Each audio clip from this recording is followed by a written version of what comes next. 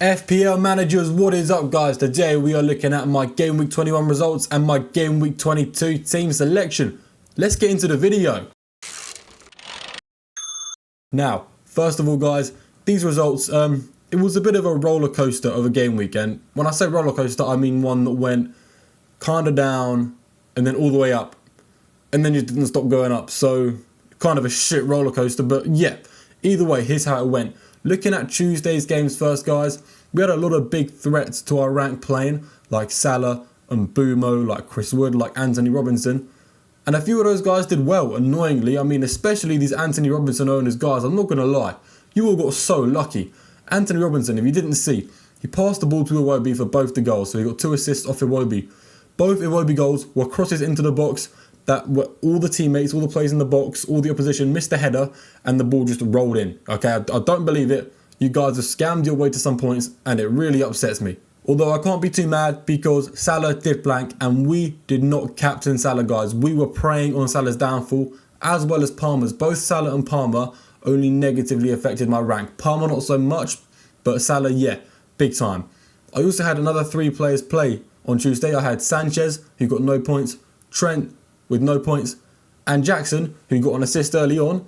Ended up getting like 1.1 expected goals, 3 big chances and 0 goals scored. So he has let me down yet again. I still keep faith in him because I'm a stupid FPL manager apparently, guys. So yeah, that took us from 110k overall to I think 165k overall. Meaning on Wednesday's games with a triple Newcastle, Ismail Sarr and Gabriel, I needed something massive. And I got something massive, and I mean massive, guys. So starting off with the small ones, we had Lewis Hall. Got a clean sheet, nearly got wiped out because of a Wolves goal, but it did get disallowed, so we got those Lewis Hall points. Then we had Ismail Sarr, guys. He finally got me a return since joining my team. He's got loads of expected assists since joining, and someone finally converted a big chance that he created. I mean, it's only 6 points, but then again, Ismail Sarr isn't even worth 6 million, so I can't expect a load from him. I just hope for a bit more consistency, guys. That is all I'm asking for. Getting slightly bigger now. Just slightly, we go to Anthony Gordon, who scored 1 goal and got 1 bonus point with 9 points. That was also a huge help. His effective ownership is kind of high, so a lot of other people around my rank do have him, but not too much, so it still helps, if that makes sense, you know. I'll try to explain it. Basically, Gordon's 9-pointer didn't boost my rank as much as Ismail Sarr's 6-pointer, but either way, they both helped me big time.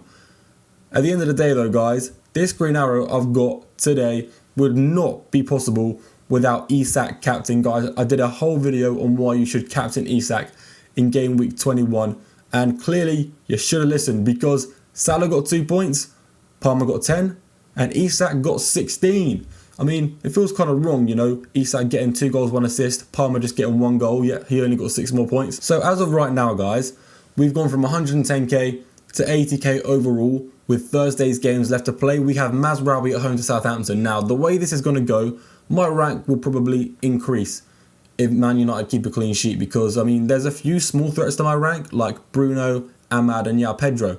So if these guys don't do anything too much and Man United keep a clean sheet, my arrow will probably get slightly greener and I'll go slightly to a higher rank. If they don't keep a clean sheet, then it'll go slightly lower, but I think it's safe to assume I'm on a good green arrow this week, guys. Despite, you know, going down to 165k overall, we finished around 80k. So big thank you to Isak, big thank you to Newcastle. You guys are greatly appreciated. Now, guys, I could talk about potential transfers. I could, and I was considering going from Mazraoui to Nico Williams, but I was looking at the Nottingham Forest fixtures, and sure, playing home to Southampton is amazing, guys. It's probably guaranteed points for a Forest defender, but looking at their next 6, I only see 2 potential clean sheets in there for Nottingham Forest. I'm going to be completely honest, guys. Whereas I look at Manchester United and I see another potential 2 or 3 clean sheets despite Man United's defence being a lot worse. So it wouldn't really be a great transfer. It would be a short-term transfer which I'd be ultimately moving sideways on. I wouldn't really be improving my team whatsoever. Also, there's a double game week coming up and we need to save our free transfers for that double game week. I do plan on moving to some Liverpool players in the next game week. Not this game week because there's no point. They're playing away to Brentford, which isn't the easiest. And a lot of my other players have good fixtures too. Everton players, I'm not going to be thinking about, guys. I'm not going to lie. Everton players are not worth going for. They're all going to blank against Liverpool. Let's be honest. And while we're on the topic of the double game week 24, Everybody's going to be playing their triple captainship if they've got it left. But I wouldn't be so set on it right now because Spurs and Fulham may also have a double game week in game week 25. And I know you wouldn't want to triple captain a Spurs player or a Fulham player, but that's not my point. If you use your assistant managership in double game week 24, you can transfer to another manager in double game week 25, meaning you get a total of 5 game weeks for your assistant manager, this is the only opportunity you're going to get for it. And it's the most powerful chip in the game. If you ask anyone, the potential of it is sky high. So you want to maximize how many games you get out of it. It's going to be double game week 24, double game week 25, then game week 26. So guys, that is definitely something to think about. I wouldn't be so set on my chip strategy just yet because there is a chance double game week 25 does happen, but Spurs would need to reach the League Cup final and beat Liverpool in the second leg for that to actually happen. So the chances of it is still quite low, but it could happen. Anyway guys, onto the team. Let's start with the goalkeeper and defence. Sanchez playing home to Wolves. You know, it looks like a good fixture and I think I could get a clean sheet, but let's be honest guys, I probably won't get a clean sheet. So yeah, why even dream? You know, why even try and think I can? Because he's just going to get to the 85th minute and then concede his first goal of the game like he always does. Looking at Gabriel, playing home to Aston Villa is actually a pretty damn good fixture, guys. I'm not going to lie, it's pretty good. Playing Aston Villa away would be a different story, but playing them home, nice and easy. So, well, I say nice and easy. For the Arsenal defence, it's nice and easy. So, I'm hoping for an Arsenal clean sheet there, but once again, I don't have double Arsenal defence, so I'm not really that invested in it. With Trent playing away to Brentford, it's not easy. Brentford have really good home attack, like the highest expected goals, the most big chances created. Well, they're at least top 3, you know. The point is, it's likely that Brentford are going to score, but it's also likely that Liverpool are going to score at least like 3 goals as well. So the chances of Trent being involved in those goals, and you know that the small chance of a clean sheet because Liverpool can dominate games and shut another team out completely, it's worth keeping Trent in my team. And like I said guys, about Liverpool, you know, playing Ipswich at home the game week after this one, then a double game week, there is no point selling my Liverpool players whatsoever, even if it was a bad fixture. And finally, in the defence, we got Lewis Hall playing home to Bournemouth. Now, the optimism on this one, guys, is not too high. I mean, Lewis Hall has done well with the expected assists over the last 5 game weeks, and he's done very well with the clean sheets over the last 5 game weeks. Only like 1 goal conceded in the last 6 Premier League games. It's ridiculous. So there's no way in hell I'm going to bench Lewis Hall this game week. I mean, I like the look of Mazraoui home to Brighton, but the look of Lewis Hall home to Bournemouth is a lot more attractive. So he's the one filling out my defence. I like this defence. We've gone kind of big at the back with Trent and Gabriel. You know, some goal involvement potential there. So yeah, I don't mind it. So guys, normally the way I talk about this is I talk about the midfield and then the forwards. But I'm going to do this a little differently. I'm going to talk about the 3 players that won't really have any effect on my rank, then talk about the 4 players that will. So let's bring up the 3 players that every single FPL manager owns in Salah, Palmer and Isak. Now, how these guys affect my rank really determines on who everybody's going to captain. I imagine a few people will go Isak again.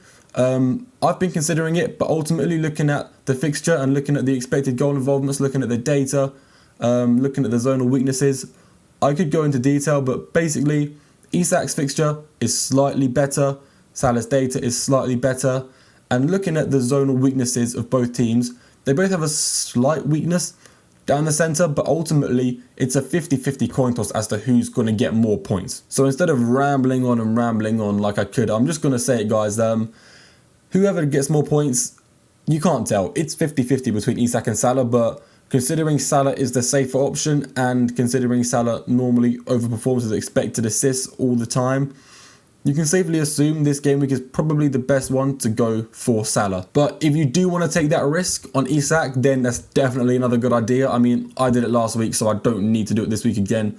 I was considering it, but ultimately, for me, the risk to reward ratio is not that high. If I was thinking about Palmer captain, I don't think I'd be a smart FPL manager, guys. His expected data compared to the others, it's not too high at all. And his fixture, playing home to Wolves, is the equivalent of playing home to Bournemouth. We looked at it last game week because the fixtures were switched between Palmer and Isak. There's no real benefit playing home to Wolves that you don't get playing home to Bournemouth, if that makes sense. I mean, Isak's data is better than Palmer's. Isak's fixture is just as good as Palmer's.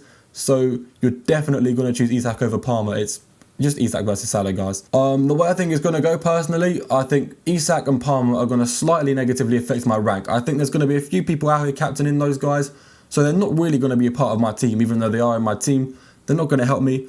and I believe Salah is going to slightly help my rank. Obviously, his effective ownership could be at 200% with everybody having him captain, but there's going to be a few people on Palmer and Isak, like I said, which gives Salah some wiggle room, some space to actually help my rank, because there's going to be some people out there going against him. The bottom line is these three not really helping me much, not really hurting me much. It's the next four attackers I'm going to show you guys. I'll pull them up now.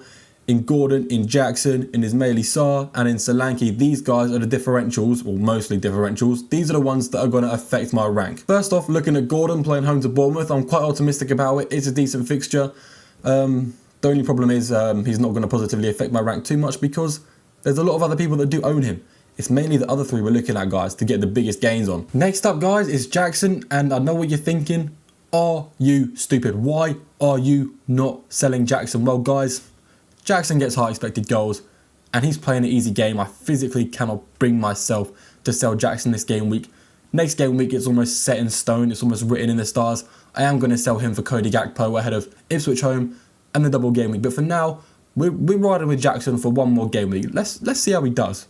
Next, we have Solanke, who is playing away to Everton. It's not the easiest game, but you know, Tottenham managed to do quite well in the hard games anyway. And Solanke's expected goals, they're okay. I mean, I don't expect much from him, you know, 1 goal involvement at most. But that 1 goal involvement, because his ownership is so low, could really, really boost me. I just want him to outscore Chris Wood. That is the only one thing I care about. Like, just outscore Chris Wood, Solanke, and you are my hero. That's all. I'm not asking for a lot. And finally, another differential in Ismaili Sarr. We spoke about him earlier, didn't we, guys? We don't expect a lot from Ismaili Sarr, just a little more consistency, and he gets the expected data. So, playing away to West Ham, they did just concede 2 crosses last game week. And when I say 2 crosses, I don't mean two headed goals from a cross. I mean 2 crosses. So Ismaili Sarr needs to take the hint and start whipping some balls in the box. Okay, Ismaili Sarr, please do that for me. Get yourself a double-digit haul. You know, I will be very, very thankful for it.